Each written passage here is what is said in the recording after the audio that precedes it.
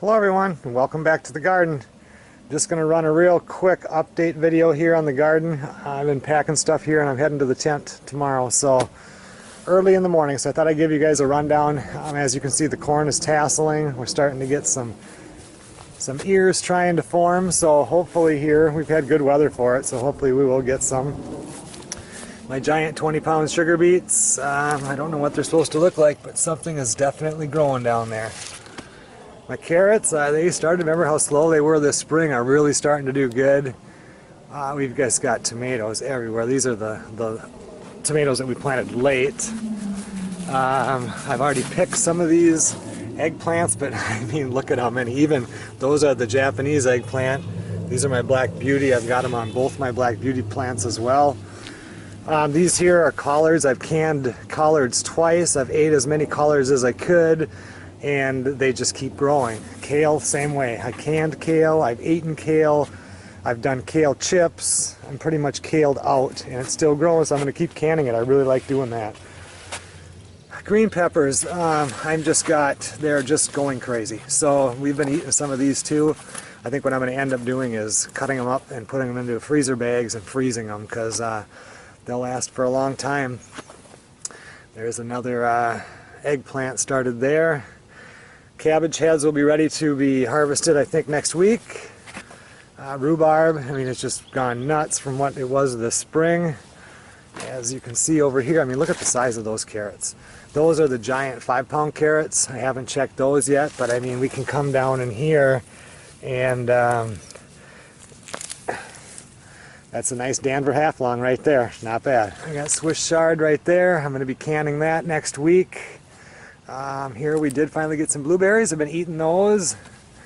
What do we got here? Those are my jumbo jalapenos and regular jalapenos. On the ever-bearing strawberries, we're still getting some on here. Okay, here we have our row of leeks, and they are going really good. They didn't do good this spring, but they're going nuts now. You can kind of see how far I went with weeding. We got into canning and canning and canning, and as soon as you're canning, you're not weeding, and now so I finally got to get back to weeding yesterday. And I got this far, so I've got this row to do and I'll be back on track. The heads of cauliflower here, really looking good. I mean, next week we're going to have some real, probably by Sunday when I get home, I'm going to be picking these. And I'm also going to be canning some of the greens on here. Not the ones that have the yellow, but this is part of the cabbage family. They're delicious and I'm going to can them up. Brussels sprouts compared to last time are really doing good. I'm definitely going to get some good ones. I ate a bunch of the dinosaur kale. It's still, I mean, the stuff is growing good. You know, you get to that point in the garden when, okay, like I can't eat any more of this, and so I need to can some, but I really need to get up to the tent, so that's what's going to be happening here, and this is going to have to wait for a few days. Okay, as far as the wax beans and the green beans, I've canned, I don't know, almost 70 pints now. I guess there was some collards and stuff in there too, but I've just had really good luck with them, and I even went through and had a batch dehydrated on the wax, and I need to do that on the greens, but I realize that I'm going up north here, so I'm going to lose a few of them, but I've got a lot of beans that are canned. Another thing I did is with these Great Northern beans, you know, they get a pod like this. They're not quite as fat as the green beans in the wax, but I just cut them up like a snap bean, and I can those too, and they canned real well. My potatoes, they're still doing good. They're kind of getting that sickly look in the plant, which is what we want. That means we're going to be, I mean, they're already starting to make potatoes, but we're almost into August here, so it's about time that they stop growing on top and start growing on the bottom. Onions, yellows and the whites, you can finally tell them apart. The tops are starting to shrivel a little bit, and you can see the bulbs are growing. I've just got really nice supply of onions this year. The tomato plants are officially yesterday are as tall as me or a little bit taller. They're still flowering all the way to the top.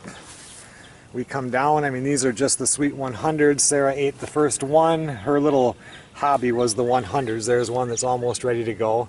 And, you know, we've got those 8 plants, and then my early girls and big boys and beefsteaks and crims, all of them have, you know, you guys saw it last time, they've got a lot, but I mean, we're going to have a lot of canned tomatoes.